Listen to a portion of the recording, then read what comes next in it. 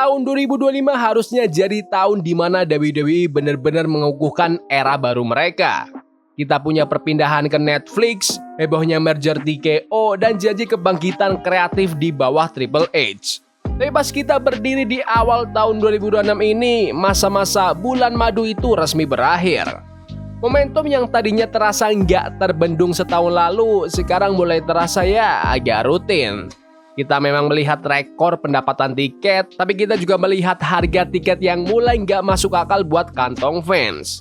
Kita udah melihat pertandingan yang luar biasa, tapi kita juga melihat alur cerita yang paling repetitif sejak masa-masa kelam tahun 2018. Hari ini kita bakal melihat ke depan, 2026 adalah tahun hidup atau mati. Kalau WWE mau menghindari kejenuhan massal, ada beberapa perubahan besar dan kecil yang harus segera dilakukan. Dari skena main event di SmackDown sampai cara kalian beli tiket buat WrestleMania 42. Ayo kita bahas gimana WWE bisa balik ke jalur yang benar.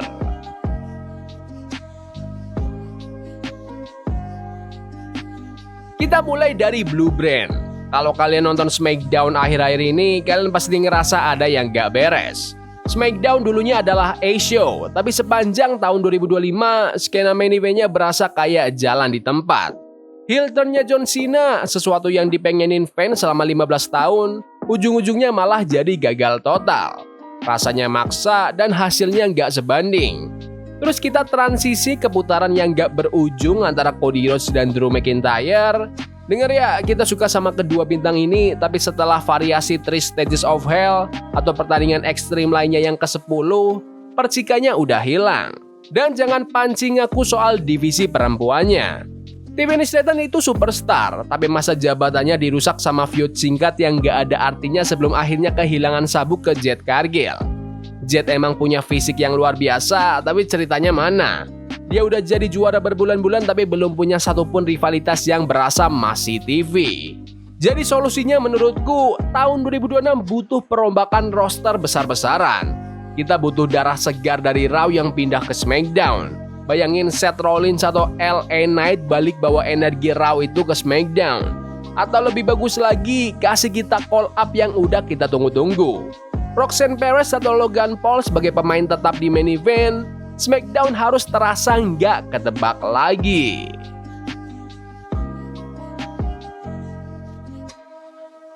Poin berikutnya ini adalah masalah besar buat siapapun yang nonton langsung atau nonton di Netflix. Di era Triple H, acara premium atau PLE itu udah berubah. Ingat gak zaman dulu ada 7 atau 8 pertandingan dalam durasi 3 jam yang padat? Itu bikin energinya terus tinggi. Sekarang bisa dapat 5 pertandingan aja udah untung. Di WrestleMania 41 ada momen dimana rasanya kita kayak lagi nonton konvensi iklan yang sesekali ada pertandingan gulatnya. Waktu tunggu antar pertandingan mulai nggak ketulung, kadang 30 menit cuma buat video paket, promo sponsor, dan cameo selebriti. Ini ngerusak energi penonton di arena dan bikin pengalaman premium malah berasa kayak pengalaman promosi. Solusinya menurutku WWE harus cari jalan tengah. Kasih kita 6-7 pertandingan, pakai slot waktu kosong itu buat progres cerita di belakang panggung, bukannya muterin iklan yang sama buat kelima kalinya. Kalau fans di arena cuma disuruh duduk di kegelapan selama 20 menit antar pertandingan, kamu bakal kehilangan mereka, bruv. Sebelum kita lanjut ke masalah besar di NXT dan harga tiket, aku pengen dengar pendapat kalian. Momen apa di tahun 2025 yang bikin kalian geleng-geleng kepala? Apa karena pilihan bookingan tertentu atau ritme acaranya yang lambat? Tulis di kolom komentar.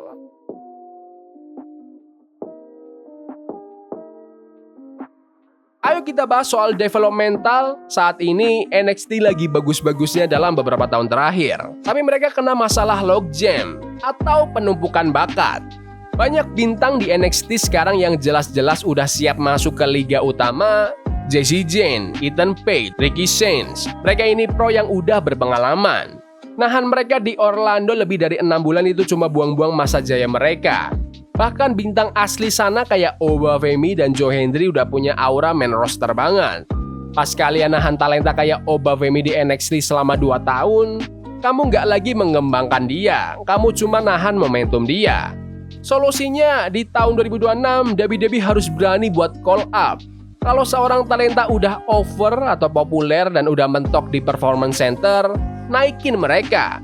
Ini bakal bikin produk NXT tetap segar karena ada rekrutan baru yang ngisi posisi itu. Dan ini juga nyelesain masalah kedalaman main event SmackDown yang kita bahas tadi.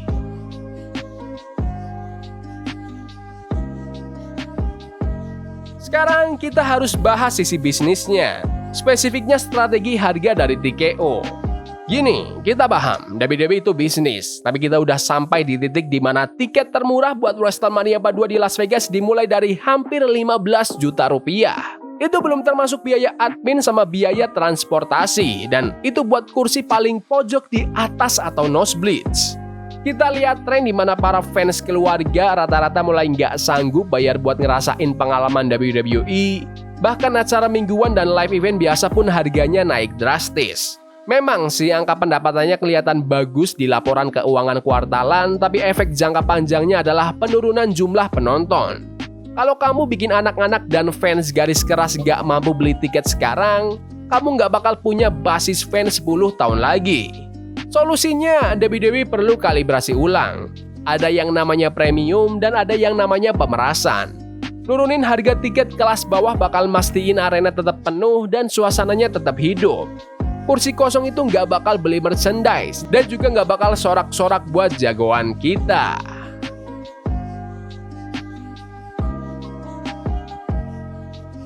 Terakhir, ayo kita bahas soal vibe-nya. Triple H udah ngelakuin banyak hal bagus, tapi gaya berceritanya mulai cari aman. Tiap acara dimulai dengan cara yang sama. Mobil datang, komentator nyambut kita, promo 15 menit, dan general manager nentuin pertandingan. Ini cuma rumus Vince tapi dicat ulang aja.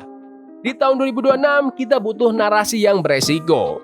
Kita butuh gaya segmen yang beda, lebih banyak elemen sinematik, lebih banyak perkelahian yang nggak ketebak, dan drama karakter yang nggak cuma kejadian di tengah ring. Dan sekalian juga, tolong dong balikin set panggung yang unik. Set Menara Eiffel di Paris itu luar biasa karena kerasa beda. Ngecilin panggung demi muat lebih banyak kursi memang masuk akal buat cuan, tapi itu bikin tiap acara premium kelihatan identik. Kasih kita alasan buat ngerasa sebuah acara itu kelihatan spesial. Oke, jadi WWE ada di posisi yang unik. Mereka punya talenta, platform, dan sejarah. Tapi cuma main aman adalah cara tercepat buat kehilangan penonton. Gelar Women's United States butuh juara yang kerasa bergengsi. Orang kayak Julia butuh masa jabatan yang gak cuma pertandingan kilat, tanding ulang-ulangi. Set panggung juga harus unik, tiket harus terjangkau, dan bagian kreatif harus berani ambil resiko. Kalau WWE bisa ngelakuin perubahan ini di tahun 2026, kita mungkin bakal melihat era terbaik dalam sejarah gulat. Kalau enggak, kita mungkin bakal ngelihat tahun 2024 sebagai puncak sebelum akhirnya merosot. Tapi menurut kalian gimana? Apa Triple H mainnya terlalu aman atau aku yang terlalu keras ke WWE sekarang? Komen pendapat kalian di kolom komentar. Ya udah gitu aja video hari ini. Jangan lupa like dan subscribe ke channel ini karena gue pengen 20.000 subscribers di bulan ini. Tolong bantu. Yes boy. See you. Love is a game we play incognito. Forbidden fire on Nico. Bunny for love we can hold. I wish we were impossible.